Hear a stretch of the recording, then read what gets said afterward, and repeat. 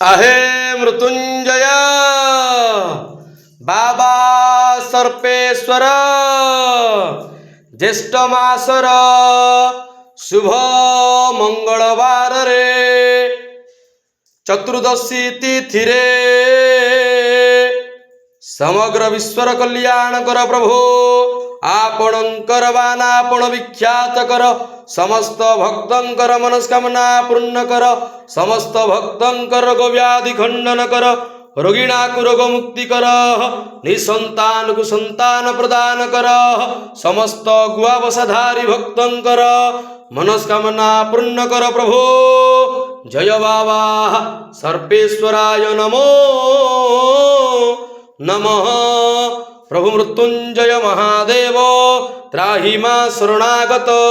जन्म मृत्यु जरा व्याधि पीड़ित कर्म